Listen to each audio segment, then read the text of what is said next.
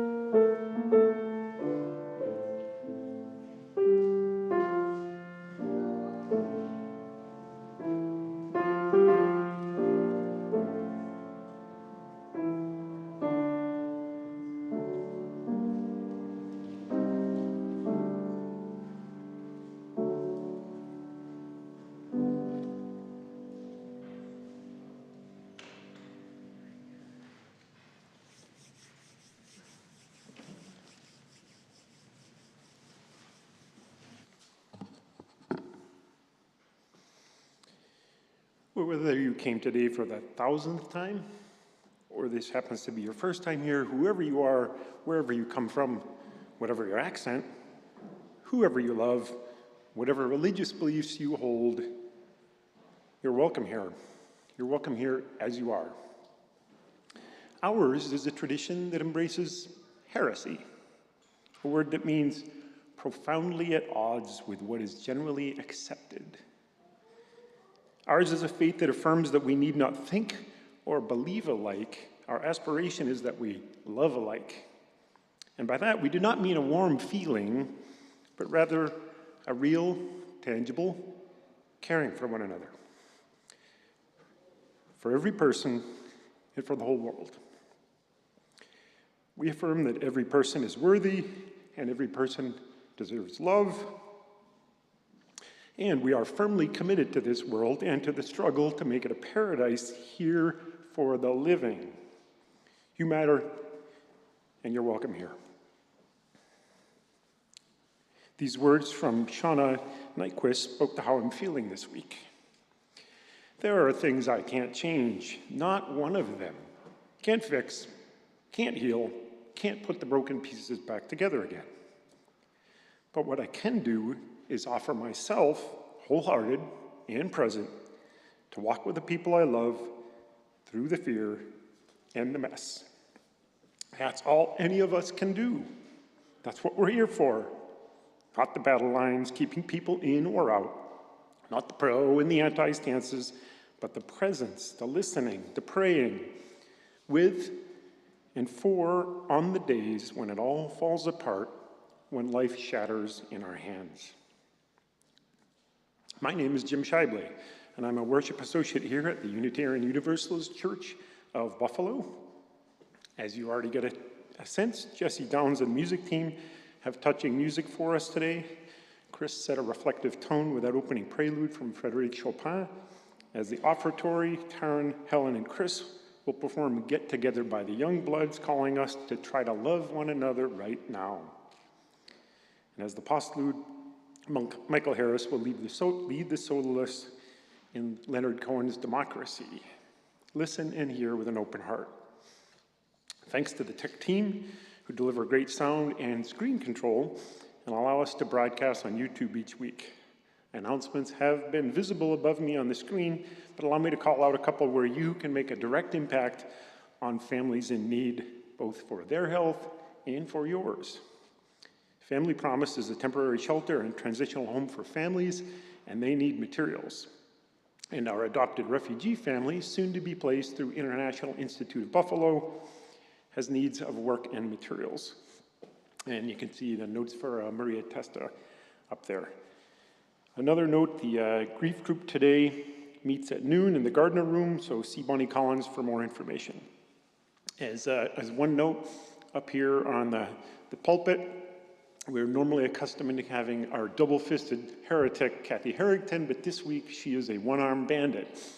So because she's only a one-armed bandit this week after some hand surgery, Julie Taylor and Cathy and I will tag team the process and keep it on track today. So let's take a moment to deepen our connections with old friends and create some new connections with new ones by greeting our neighbors. Hey, Charlie, you're back. Nice to see you. That said, if you prefer to sit quietly in your seat and just listen to the happy buzz, it's also fine to do that. So talk amongst yourselves.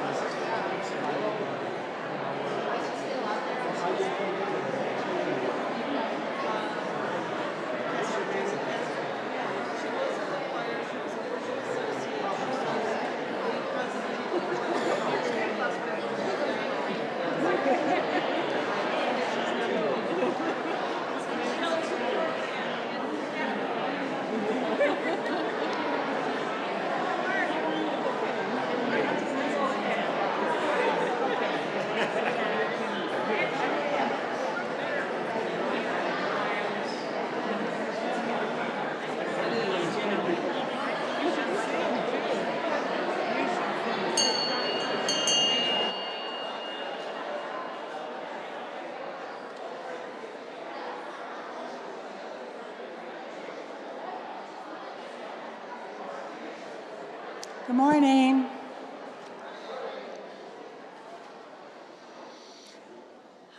It's good to see you all this morning. It's been kind of a challenging week, hasn't it? Yeah. So I was so confident that Kamala would win that I had hand surgery on Election Day.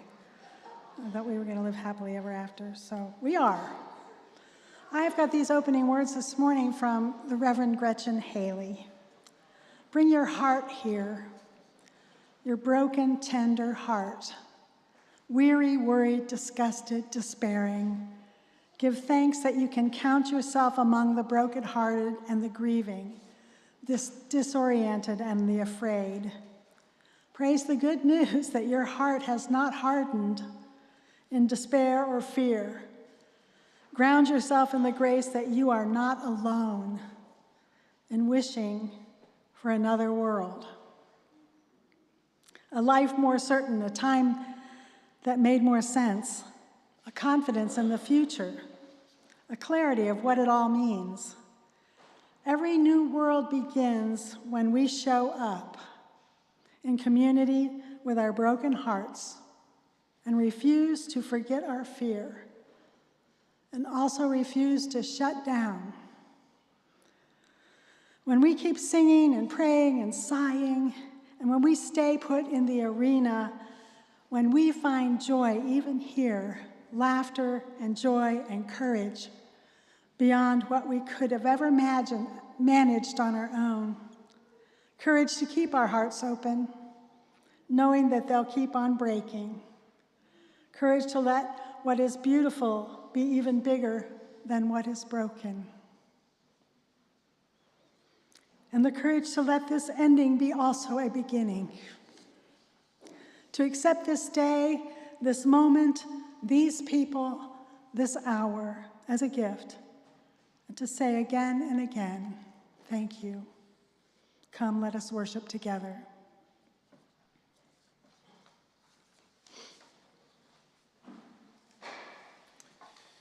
If you'd rise as able and join me and Julie as we light the chalice.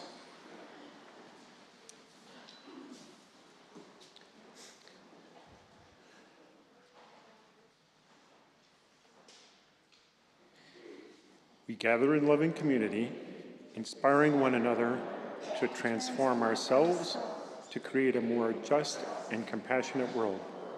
And we'll hymn 34. Let's sing hymn number 34 in your gray hymnal, Though I May Speak with Bravest Fire.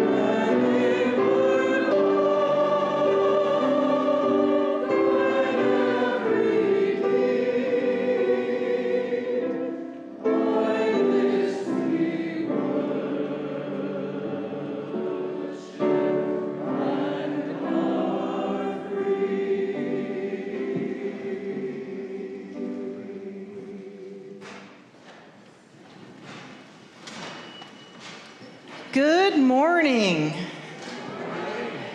For those of you who don't know, my name is Julie Taylor. I'm a worship associate here. Cathy has asked me to do the story for all ages. If there are children, children can come forward, but I believe that right now, as we speak, come on, as we speak, our 4th through 6th graders are in classrooms right now doing OWL. OWL, as a reminder to us, is Our Whole Lives, which is the sexual and relationship curriculum that has been designed in conjunction with the United Church of Christ and the Unitarian Universalist Association. So a good number of our children are currently in class exercising our UU values. So I just wanted to give a shout out for that.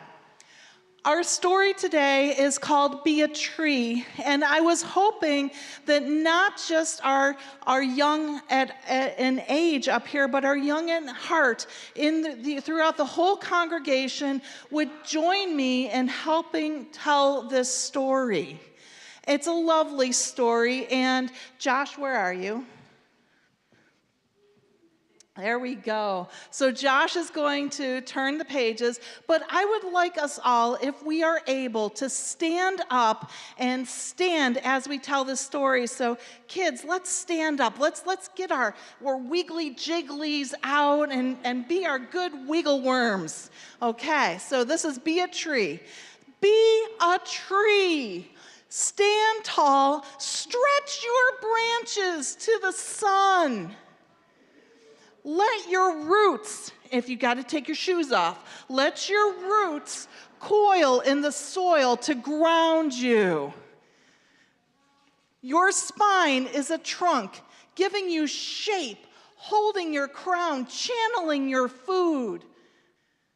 High above, your crown may be round, weeping pyramidal broad. Let it spread, shine overhead, collecting sun, filtering dust, and shading your roots on hot days. Wave your leaves in the wind, breathe in air. Let's do that right now, breathe. Good wind, guys. Drink in the sun, let them fuel you and the world. See yourself, branches and leaves above, roots below, trunk in between. You are a tree. And now, look around you. You are not alone. You are one of many trees. Our roots twine with fungi, joining all trees in the forest together. We talk, share food, store water, divide resources, and alert each other to danger. A wood-wide web of information. We purify the air, we anchor the soil, preventing erosion. Our dome of joined crowns swings and straightens, slowing high winds. Our bodies and branches and roots are homes to birds and mammals and insects. We sustain ecosystems. Immigrant trees, away from their native habitat, are vulnerable. But together, a forest of trees is strong. Mother trees nurse young trees. Old trees shade new trees. Strong trees shelter weak trees. Healthy trees help sick trees. A family, a community, a country, a cosmos. There is enough for all, so be a tree together. We are a forest. The end.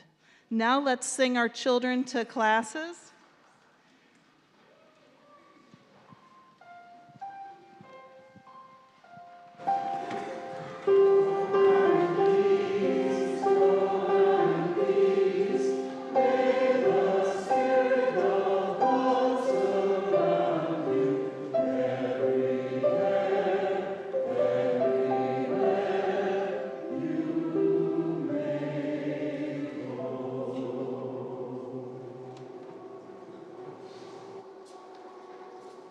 I'll get used to that. Each week we take a good portion of our Sunday morning offering and give it to a social justice cause outside our church walls. This month our Share the Plate recipient is MVP. MVP is committed to uniting parents to create programming, support, and services aimed at steering youth away from violence through individual and family life skills training, community outreach, supportive living, youth and community programs, along with partnerships and other organizations. MVP endeavors to fulfill its mission. It has over 1,000 members that have signed up to help over the last 6 years, and under the leadership of Executive Director Maya Ayers-Goss, MVP has also become an official chapter of Brady, the National Foundation working against gun violence. So I consider that as the offering is taken and the Share the Plate passes by you.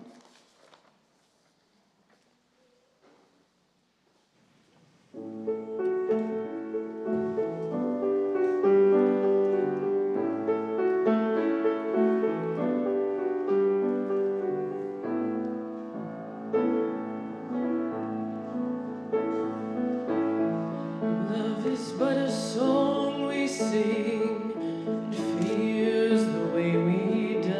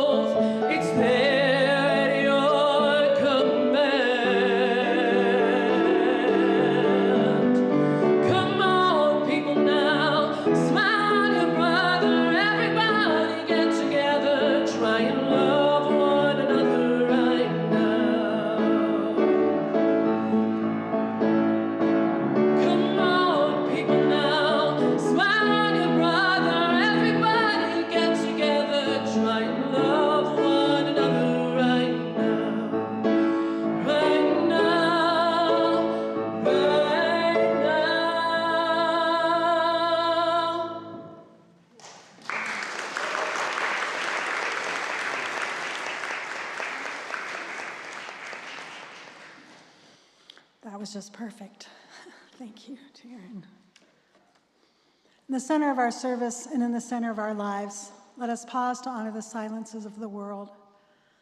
Let us open our hearts to the place of quiet, to the silent prayer for the healing of pain, and the soft, gentle coming of love.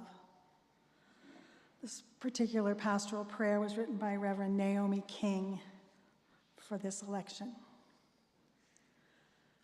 Number me among the distressed and disappointed by the choices my neighbors made this election. It is a weird place to be, as a member of a religious tradition that affirms and promotes democratic practice.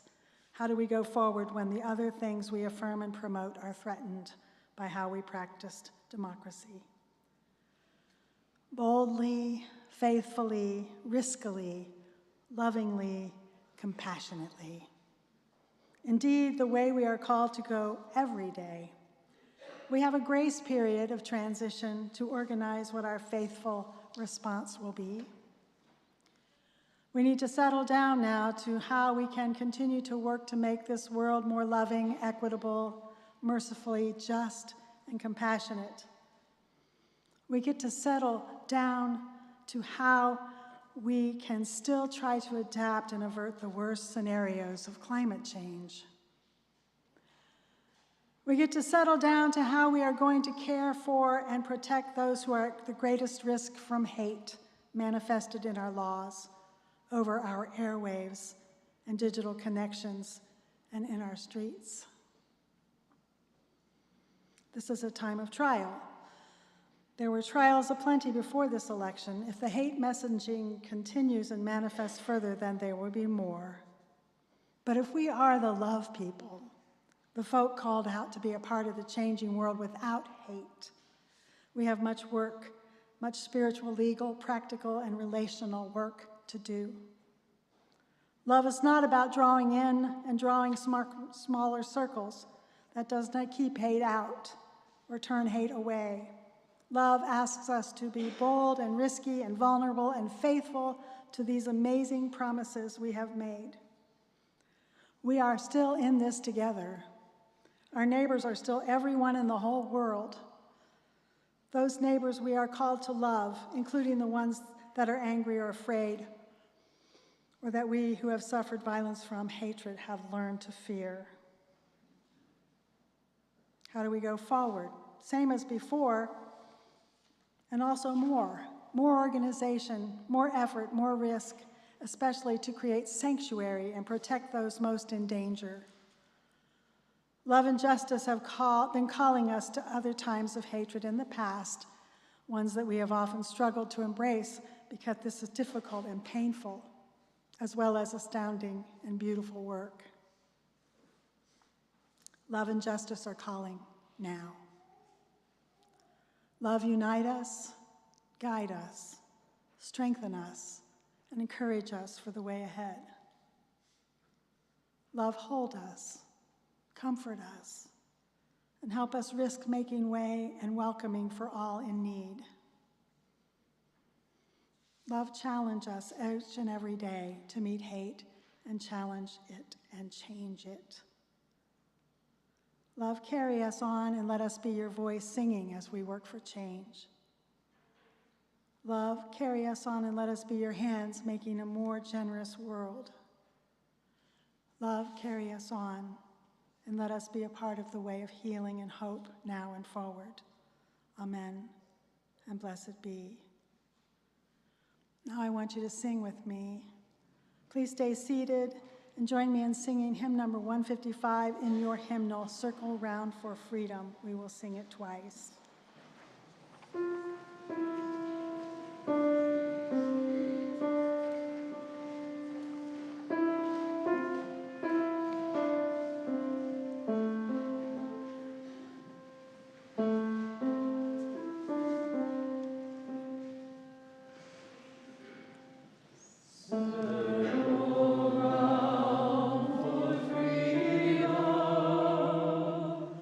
Circle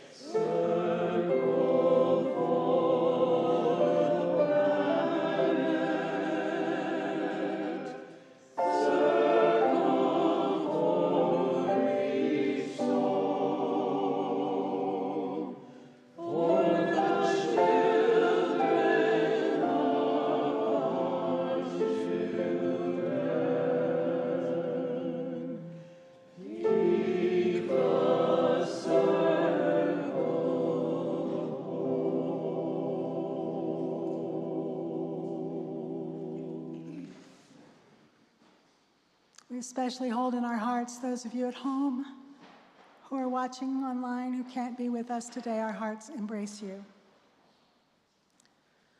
And now let us fill this sacred space with the names of the loved ones we hold close in our hearts this morning, some suffering in sorrow, some celebrating in joy. Nikki and Betsy.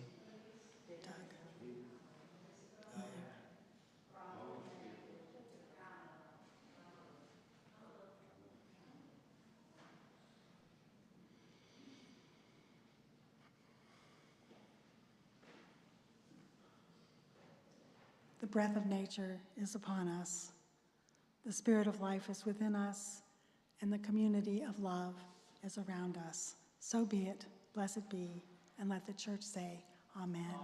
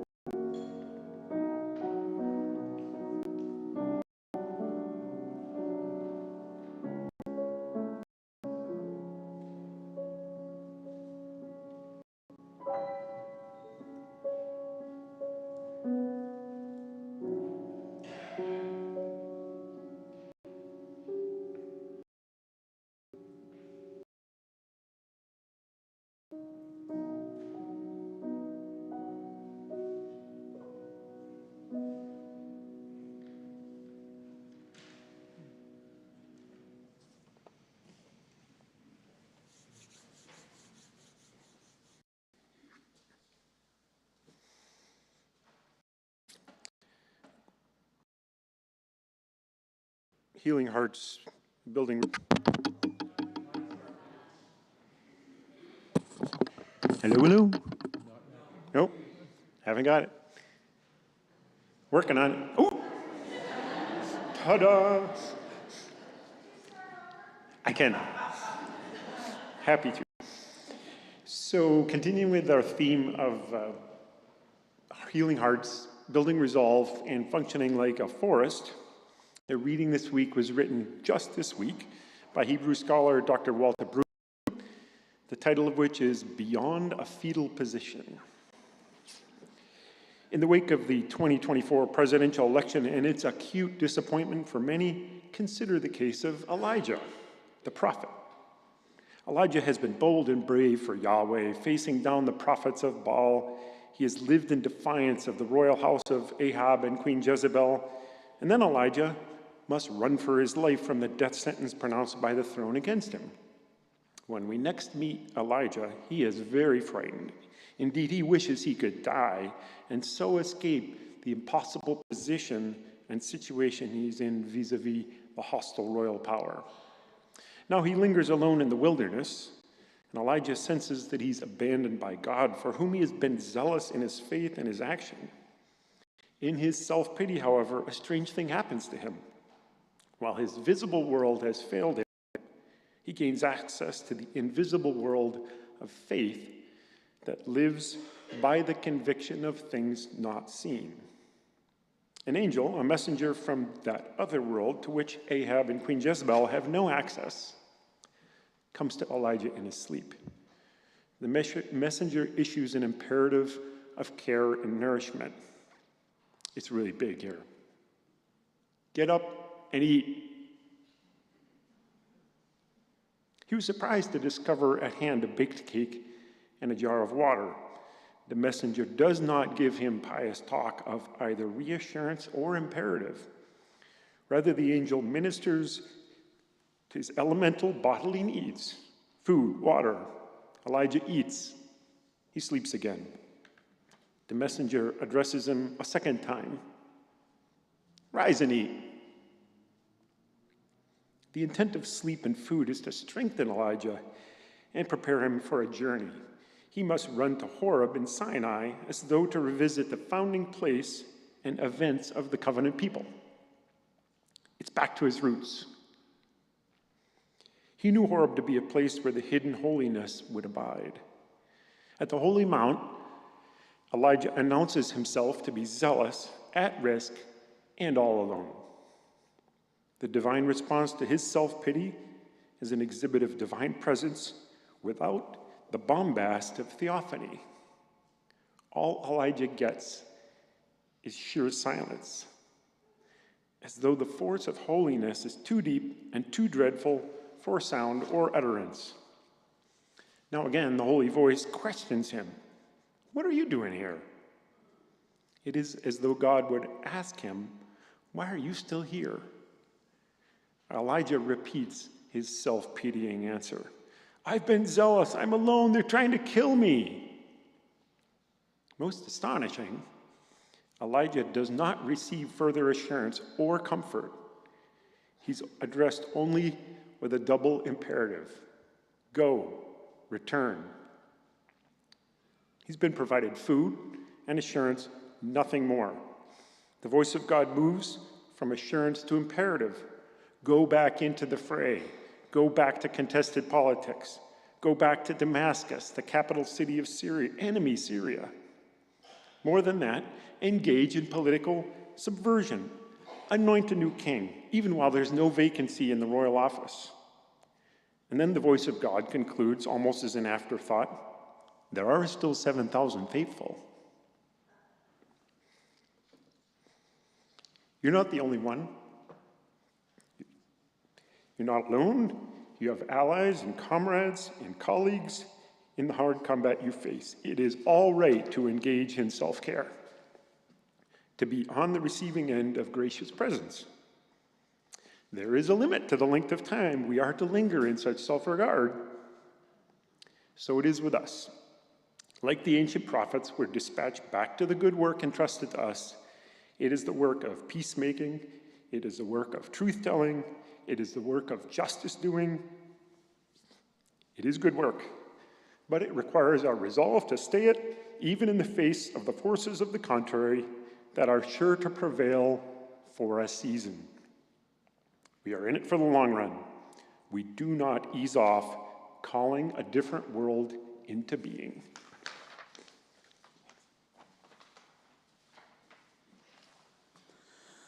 I don't know about you, but I kind of feel like Elijah. I just want to take long naps, after which a holy messenger leaves me cake and a large hot cup of Tim Hortons dark roast. What? You want me to go back? Those people want to kill me. Yes. Rest, eat, now go back. These prophets in the Bible do the darndest things. And actually, our modern prophets also are doing the darndest things. But let's look at the prophet Jeremiah, who was instructed by God to purchase a plot of land in a war zone.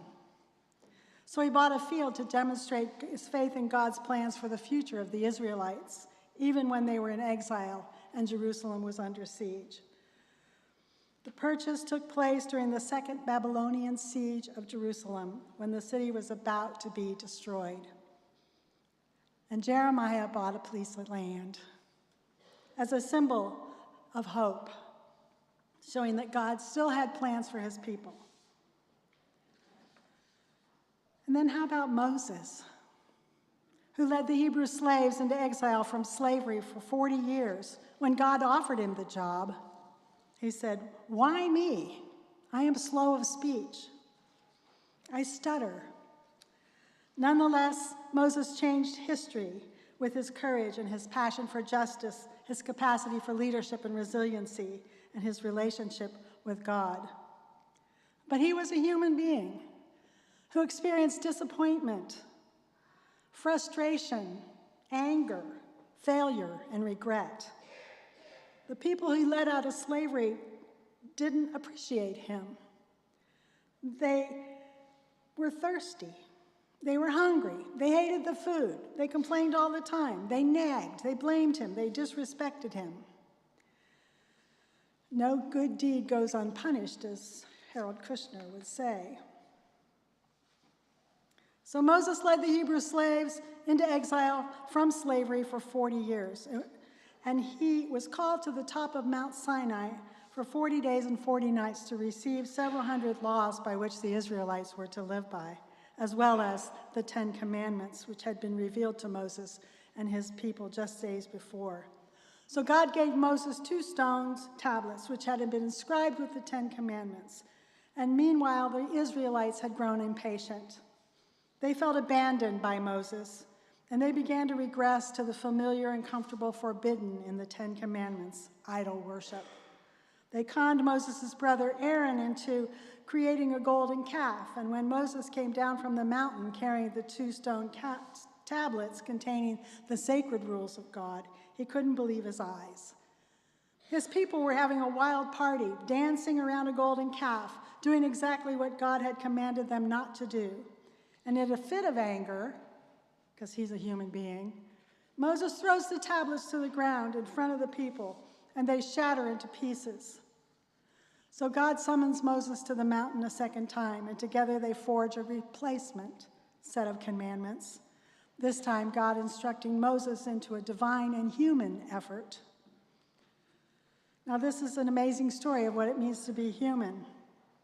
Not only are the Israelites imperfect, their leader lost his temper, shattered the commandments that God had revealed to them. What a mess. But Kushner reflects on the meaning of this story.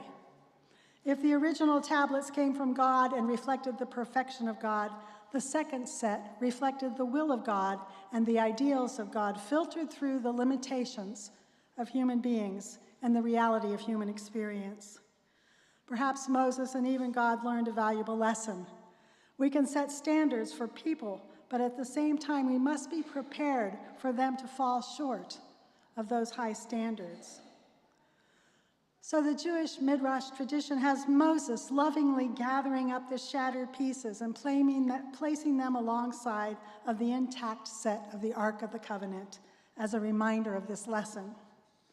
Rabbi Kushner writes, those shattered fragments of what Moses once yearned to accomplish will not be millstones weighing him down.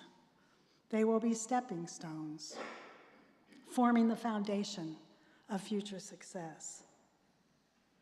And so must we keep the memories of our mistakes and the disappointments as a reminder to look for the meaning in the losses and to move beyond them. This may be challenging, but we are called to do this. So our flaming chalice is a moment to just look at a reminder of it. Why do we light this flaming chalice every week? Why is it such a meaningful symbol, shared nearly universally among Unitarian Universalists? Here's a summary by Reverend Karen Johnson of the story based on the work of Reverend Mark Harris from his book, The A to Z of Unitarian Universalists. Our flaming chalice is a signal of the light in times of dark shadow, a beacon of hope in hard times, a symbol of resistance. The formal association with our faith movement emerged in World War II when the nascent Unitarian Service Committee, now the UU Service Committee, adopted it as their symbol. They were assisting refugees in Eastern Europe who were escaping Nazi persecution. Hans Deutsch, an Austrian who escaped to Paris, encountered the executive director of the USC, the Reverend Charles Joy, to create the symbol. Deutsch did so using familiar elements open to interpretation across an array of religious or cultural backgrounds. The USC adopted it for a seal for papers, an emblem on vehicles, and a badge for agents to move refugees to freedom. And when the Unitarians and the Universalists came together in 1961, a version of the flaming chalice was paired with two intertwined circles, representing each of the two heretical, once Christian denominations coming together for a new religion. And over the years, beginning in the 1980s, most congregations adopted the chalice as a focal point of worship. But yet there is a much older, indirect historic origin story that is much less told. In the 15th century, before the full-out Protestant Reformation, to which we can trace our religious roots, there was a Czech priest named John Hus, who was ultimately burned at the stake in 1415 for her heresies, including, and the most relevant to us, sharing the communion cup with lay people. And in doing so, he conveyed that all people, including clergy and lay folk, are equal. Supposedly, while being burned at the stake, he prophesied that in cooking a skinny goose, from the ashes will arise a swan, which cannot be burned. In Bohemia and Eastern Europe, a great movement began, using the flaming chalice as their symbol. They were called the Hussites, and in 1443, they formed the church to give communion chalice to all people, not just keeping it reserved for priesthood. And this movement strongly influenced the Polish brethren that we can trace to our Unitarian roots. Our flaming chalice is a symbol of light in the times of dark shadows, and a beacon of hope and a symbol of resistance. In 2016, Ken Burns released the documentary Defying the Nazis, The Sharps War. I don't know how many of you have seen this movie. We should be showing it here. It is a story of our Unitarian Universalist ancestors, in particular Waitzel and Martha Sharp, who went to Czechoslovakia and helped hundreds escape Nazi persecution.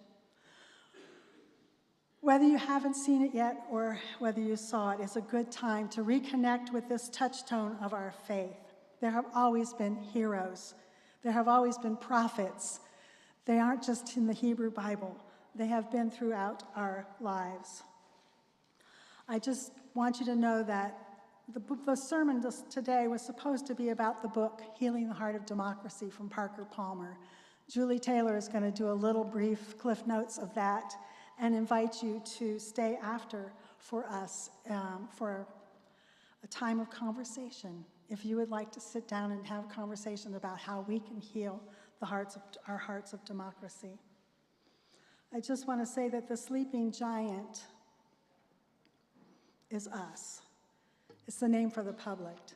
And when it wakes up, we wake up. And we are no longer the public, we are civil society, the superpower whose nonviolent means are for a shining moment more powerful than violence, more powerful than regimes and armies.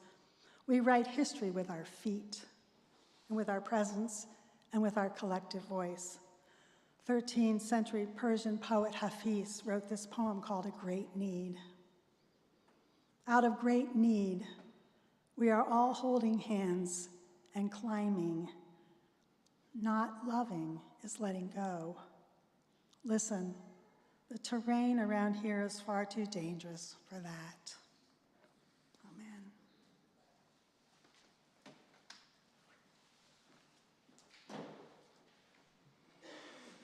I don't know about any of that prophet stuff, but about 6 o'clock in the morning this week, our wounded minister texted me and said, can you help out with the sermon?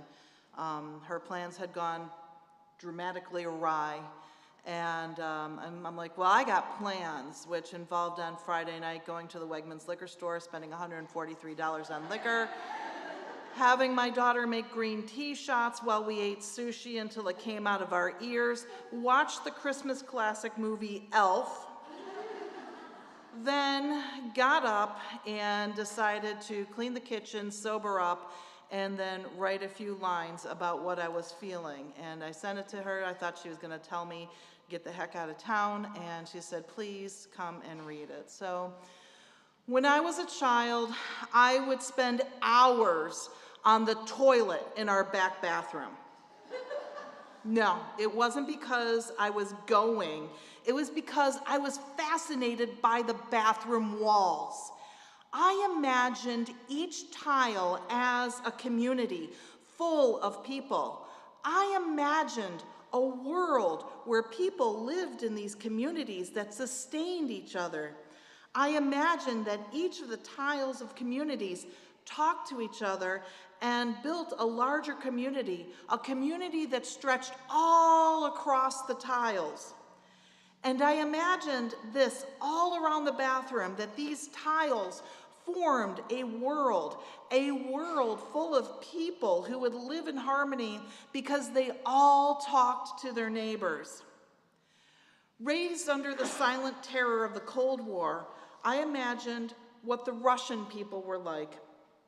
In my vast community, tile community, the problems of the Cold War seemed easy to resolve. If people could just talk to each other, we wouldn't have disagreement. We would be able to understand each other because at the very essence, in the words of Depeche Mode, people are people, so why should it be that you and I should get along so awfully? It's no wonder that when I went to college, I decided to major in Russian.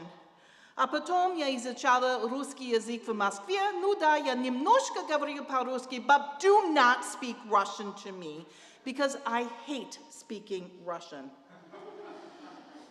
In the fall of 1991, I, along with 12 other students across the SUNY system, participated in a one-of-a-kind exchange program where we lived in a Soviet dorm for 4 months and studied at the Moskovsky Государственный лингвический университет имени Мариса Тереза. If you are good with your history, you will remember that in August of 1991, there was a coup in the Soviet Union where people tried to remove Mikhail Gorbachev from power. Boris Yeltsin led a standoff in the Russian parliament building. Eventually, Gorbachev was restored to power, but only until Christmas Day, 1991, when what we know as the Soviet Union officially collapsed. And there I was, in the middle of a collapsing Soviet Union. We saw pro-communist protests. We saw bakeries with no bread. We saw inflation rising so fast that people could no longer afford to eat.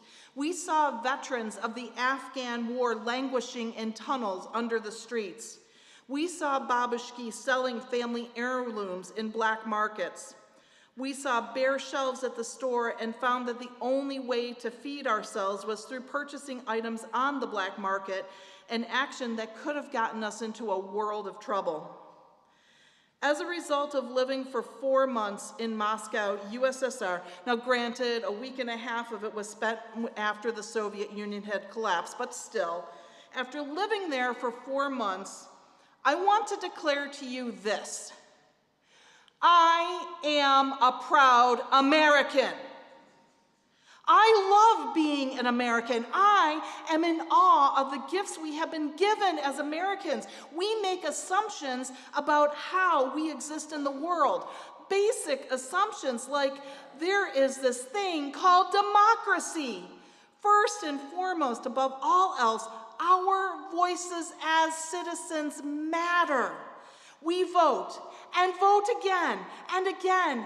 Democracy is never done. Parker Palmer, in Healing the Heart of Democracy, articulates the interlocked habits to sustaining a democracy. First, an understanding that we are all in this together. All we trees standing in a forest together. Second, an appreciation of the value of otherness, like when we sit in these pews and have different faith experiences. 3, an ability to hold tension in life-giving ways. Get up and eat. 4, a sense of personal voice and agency. We vote and vote again and again because it matters to speak truth to power. And 5, a capacity to create community, even if you're 5 years old and have only bathroom tiles. After today's service, Reverend Cathy and I would like to lead anyone who is interested in a workshop inspired by Parker Palmer's 5 Habits of Democracy. You know, it's hard. I don't come to church for the politics. When I get the pulpit, if you notice, I don't preach about the political landscape. I come to church about this, about the heart, the keeper of nutrients of when I was a sapling. And it's the heart that is hurt right now, the heart of all of us, the heartwood, strong as bone that supports us, has been wounded, and we must take action.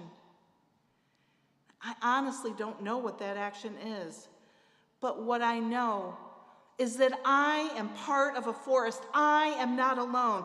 I stand with mighty oaks in this congregation.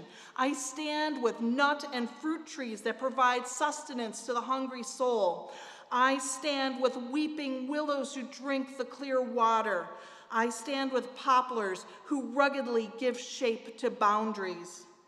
So to you, my fellow trees, come, stand with us in our forest. Let's figure it out, because this is our democracy, and we have a voice. So let's use it. Let's sing. Let's sing hymn number 23.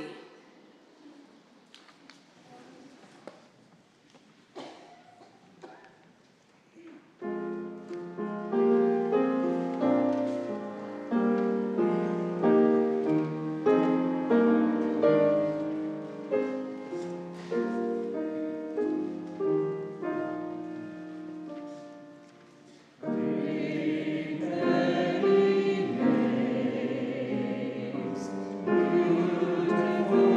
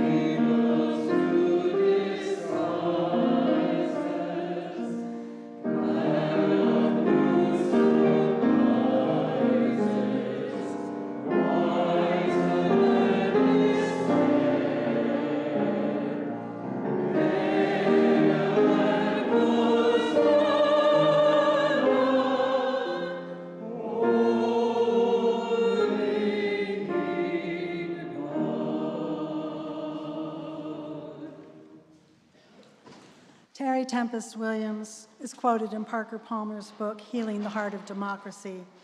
She says the human heart is the first home of democracy. It is where we embrace our questions. Can we be equitable? Can we be generous? Can we listen with our whole beings, not just our minds? And can we offer attention rather than just our opinions? And do we have enough resolve in our hearts to act courageously, relentlessly, without ever giving up, trusting our fellow citizens to join with us in this determined pursuit of a living democracy? May it be so. Amen, and blessed be.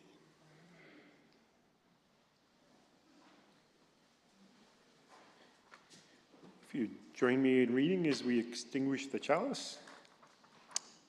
As we extinguish the flame of this chalice, may we carry its light with us into the world in the power of peace, faith, justice, and love.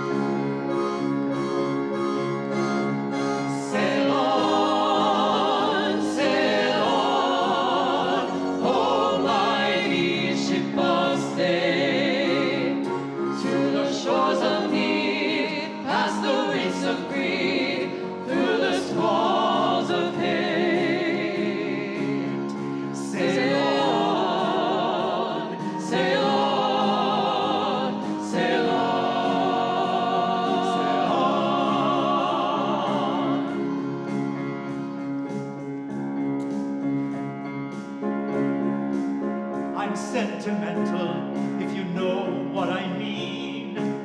I love the country, but I can't stand the scene.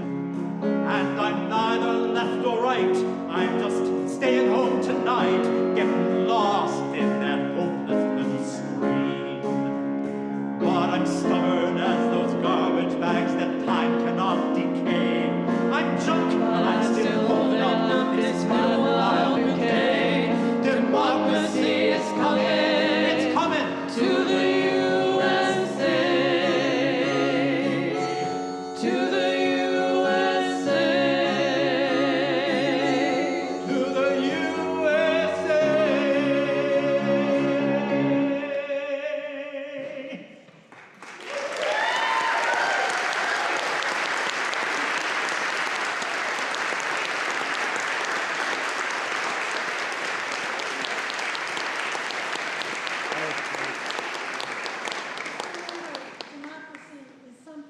It's not something that we have. Democracy is what we do. Democracy is something that we do, and we're going to do it together. Rise up.